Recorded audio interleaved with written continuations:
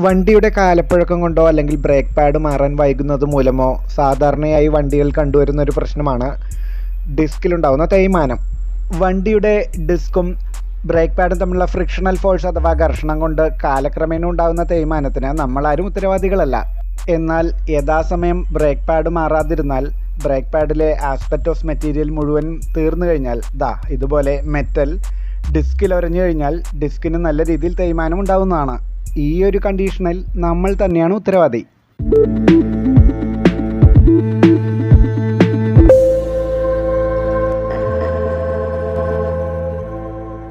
നിങ്ങളുടെ two wheeler ഏത് തന്നെയായാലും അതിൻ്റെ ഡിസ്കിൻ്റെ അഗ്രഭാഗത്ത് നഖം കൊണ്ട് ഇതുപോലെ ഉരസി നോക്കിക്കഴിഞ്ഞാൽ ഡിസ്കിൻ്റെ തേയ്മാനം നിങ്ങൾക്ക് പരിശോധിക്കാവുന്നതാണ്. നല്ല രീതിയിൽ തേയ്മാനമുള്ള ഡിസ്കിൻ്റെ അറ്റഭാഗത്ത് ഇതുപോലെ പ്രൊജക്റ്റ് ചെയ്തിരിക്കുന്നത് കൊണ്ട് ഇതായി കേൾക്കുന്നത് പോലെ ഒരു സൗണ്ട് കേൾക്കാം നിങ്ങൾക്ക്.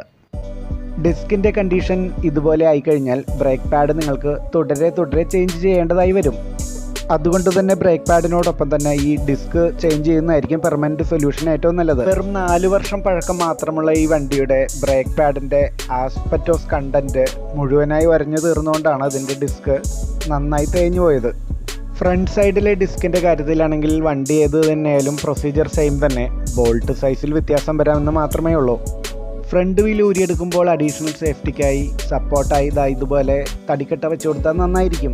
ഒരു 17 മില്ലിമീറ്റർ റിംഗ് സ്പാനർ ഉപയോഗിച്ചുകൊണ്ട് നട്ടും ആക്സിലും ഊരി ഫ്രണ്ട് വീൽ നമുക്ക് ഇതുപോലെ ഊരിയെടുക്കാം.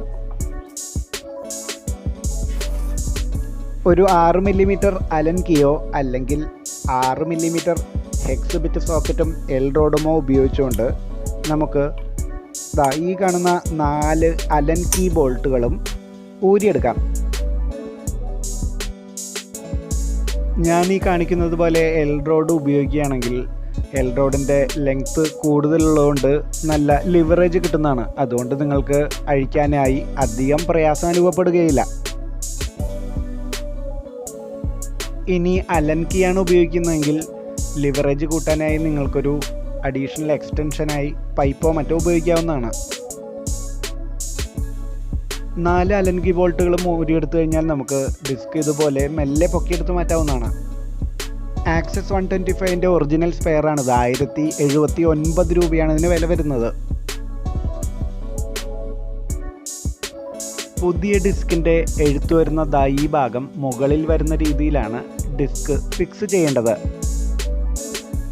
അതിനുശേഷം 4 അലൻ കീ ബോൾട്ടുകളും കൈകൾ ഉപയോഗിച്ച് മുഴുവനായി ടൈറ്റ് ചെയ്യാം. ഹെക്സ് ബിറ്റ് സോക്കറ്റും എൽ റോഡും ഉപയോഗിച്ച് ടൈറ്റ് ചെയ്യുമ്പോൾ ഓപ്പോസിറ്റ് സൈഡിൽ വരുന്ന അലൻ കീ ബോൾട്ടുകൾ ആദ്യം ടൈറ്റ് ചെയ്യണം. അതായത് ഈ ബോൾട്ട് ടൈറ്റ് ചെയ്ത് കഴിഞ്ഞാൽ അതിന് ഓപ്പോസിറ്റ് ഈ ബോൾട്ട്. ഡസ്റ്റ് സീൽ ഊരിയെടുത്ത് ഒരൽപ്പം ഗ്രീസ് ഇതുപോലെ ഇട്ട് കൊടുത്താൽ നന്നായിരിക്കും.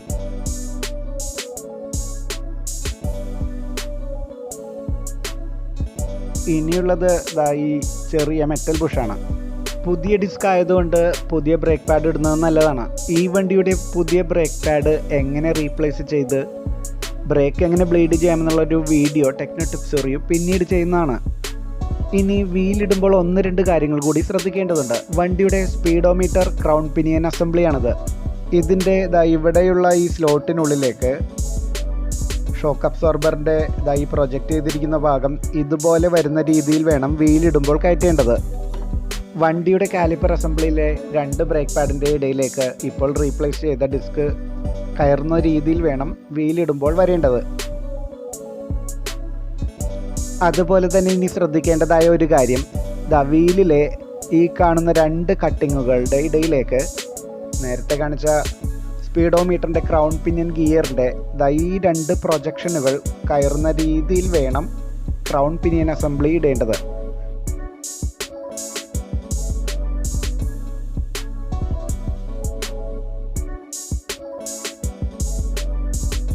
അതോടൊപ്പം ക്രൗൺ പിനിയൻ അസംബ്ലി ഇടുമ്പോൾ ശ്രദ്ധിക്കേണ്ടതായ കാര്യം ഒരല്പം മുൻപ് ഞാൻ സൂചിപ്പിച്ചത് നിങ്ങൾ ശ്രദ്ധിക്കുമല്ലോ.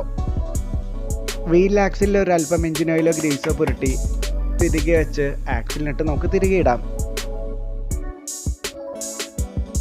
നട്ട് ടൈറ്റ് ചെയ്യുന്നതിന് മുൻപായി നേരത്തെ സപ്പോർട്ടായി വെച്ച തടിക്കട്ട നമുക്ക് മാറ്റി വയ്ക്കാം. 17 മില്ലിമീറ്റർ റിംഗ് സ്പാനർ ഉപയോഗിച്ച് ആക്സിൽ നട്ട് ടൈറ്റ് ചെയ്യുമ്പോൾ സ്ലിപ്പ് ആവുന്നുണ്ടെങ്കിൽ ഓപ്പോസിറ്റ് സൈഡിൽ ഒരു 12 മില്ലിമീറ്റർ റിംഗ് സ്പാനർ ഉപയോഗിച്ച് ഇതുപോലെ ലോക്ക് ചെയ്ത് കഴിഞ്ഞാൽ കാര്യങ്ങളെല്ലാം നമുക്ക് വളരെ സിമ്പിളായി ചെയ്യാവുന്നതാണ്. സുസുക്കി ആക്സസിൻ്റെ പുതിയ ബ്രേക്ക് പാഡ് ഇട്ട് ബ്രേക്ക് ബ്ലീഡിങ് എങ്ങനെ ചെയ്യാമെന്നുള്ള വീഡിയോ അടുത്ത ദിവസം നമുക്ക് വീണ്ടും കാണാം. താങ്ക്